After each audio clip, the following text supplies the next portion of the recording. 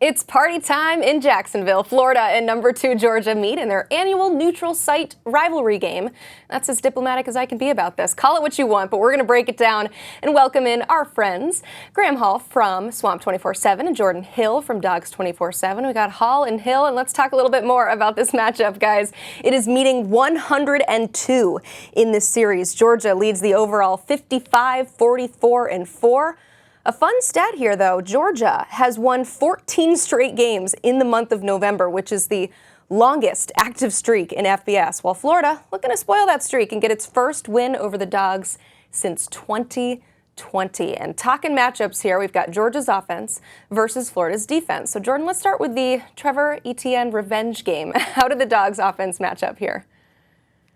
Yeah, I mean, Trevor's going to be one of the big talking points leading into this game. And obviously, when they get this game going on Saturday, I mean, I think he's been the offensive MVP for the Bulldogs to this point in the season. Seems like every time Georgia's needed a big drive, the former Florida running back has come through. And we'll see how much he's involved. I think that Georgia's going to make a point to get him involved even in the passing game as well. Trevor's going to be a guy to watch in this game. And the other guy has ties to this game, and Carson Beck, a Jacksonville native, I think could really use a bounce-back game. He's really struggled in games away from Sanford Stadium this year, completing just under 60% of his attempts in Georgia's true away games, as well as the neutral site game back in against Clemson to start the year. Carson has talked about that he needs to play better. His head coach, Kirby Smart, his teammates have made sure to back him up, so they like what they've seen from him, but he's turned the ball over a lot more than we expected. He's thrown 8 interceptions to this point in the year. He threw 6 all of last season. So I think this is a good measuring stick for Carson Beck. Can he bounce back from some of these struggles at Alabama, at Texas, through 3 interceptions in that win in Austin? This is sort of a proving ground once again for Carson Beck. He did a good job in this game last season, but I'll be very interested to see if he's able to bounce back and take care of Florida on Saturday. Yeah, Florida's defense is obviously knowledgeable of the threat that Carson Beck poses. You go back to last year's game, he was extremely effective. They had a massive lead there in the first half. And then, of course, Trevor Etienne, that's a player that Florida's defense went against consistently in practice last year. And while they hated to lose him, Florida understands that, this is the era of college football where we're in. You're going to face former teammates on an almost weekly basis, especially in the SEC. There's no love lost for a lot of players on Florida's roster, but come Saturday, he is the enemy, and those good feelings are going to be pushed to the side here.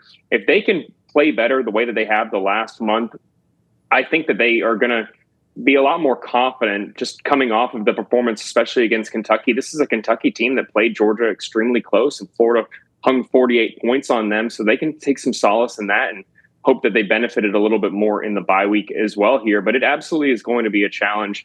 You can't take Carson Beck and Trevor Etienne lightly, and Florida can't get complacent with the progress that they've shown on defense over the past month. It's going to absolutely be a challenge in every phase of their defense here, starting with the defensive front that has struggled to generate an effective pass rush through much of the season here. And if they have the coverage lapses that they had in the first month of the year, and especially last season, they're going to be in a whole lot of trouble on Saturday. And on the other side, we've got Florida's offense versus Georgia's defense. And Graham, you were just talking about Carson Beck last year in this rivalry game. On the other side, we have a new quarterback, and that's DJ Lagway. So what has he looked like so far leading the way? Very explosive. I think that is one of the things that stands out to you immediately about DJ Lagway. He has incredible arm power, the ability to throw it 60 yards downfield, hit receivers in stride. I think that a lot of the aspects of the quarterback position from a game management standpoint, a confidence standpoint as well, making the intermediate throws, knowing when to avoid a sack, get rid of the ball. Those are things that he still needs to continue working on. And if he gets into trouble there in Florida's offensive line, which has been fairly good at limiting sacks to the opposition this season, if they fail to protect him at times, they're going to probably force him into some takeaways. But when he has opportunities to throw deep and take advantage of the talent that they feel they have at wideout, whether it's Chimere Adike or Elijah Badger or Eugene Wilson III, they feel very confident in DJ Lagway's ability. You go back to that Kentucky game, he only completed 7 passes against the Wildcats defense, but he had 5 over 20 yards and has become just, the first Florida quarterback to have 2 performances of 5+ 20 plus yard passes. We don't see that too often. We didn't see it out of Graham Mertz. So he has the ability to be an explosive player, but still a true freshman who can make mistakes. And I know Georgia's defense is going to certainly try and force him into making an abundance of mistakes on Saturday. And Graham hit on the biggest thing that I think Georgia understands with DJ Lagway is you have to limit those explosive plays. I mean, the ones he hit against Kentucky were huge in that big win. And I think that Georgia sort of sees this as a chance to once again prove itself. As a defense, there were a lot of questions, more than I can remember in the Kirby Smart era, going into that Texas game, because they had struggled against Mississippi State, had really had a terrible first half in that loss at Alabama, and the defense stepped up. And we talked to Chaz Chambliss, an outside linebacker on this team, earlier in the week, and he talked about that, they knew there were a lot of questions about the defense going into that Texas game. He said, we self-scouted. He said they went to the doctor, which is what Georgia says about going back and watching film and making corrections. And he said we went out there and executed against Texas. So I think they understand that this is another big test. I think the biggest thing to me going into this game, can that pass rush show up like it did against Texas? They had 10 tackles for loss, 7 sacks, and it was a big reason why Georgia was able to force 4 turnovers in that game. If you're able to do that, especially early against a young quarterback in DJ Lagway, that's a big way to affect his confidence, make him press, make him try to create explosive plays, especially when they're not there. I think that's a recipe for success. If Georgia gets after DJ Lagway, especially early in the game, I think that sets up Georgia well in this one. Man, there's a lot of teams that would love to go sit with that doctor, because certainly whatever he prescribed helped this Georgia defense against Texas. We'll see if it continues Saturday. Meanwhile, we simulated this game 20 times on EA College Football 25. You're taking a look at some of that video, and Georgia won it 14 of the 20 times. So for each team, let's start with the virtual victors here. Jordan, what's the biggest key to pulling out a win in this real game for Georgia? I think it kind of goes to what we were just talking about, and I would start with the secondary, limiting those explosive plays. And again, when it was the conversation about this Georgia defense leading into the Texas game, it was about this secondary not being as good as the ones before it. I mean, this is a secondary that lost 3 guys, 3 starters to the NFL this offseason.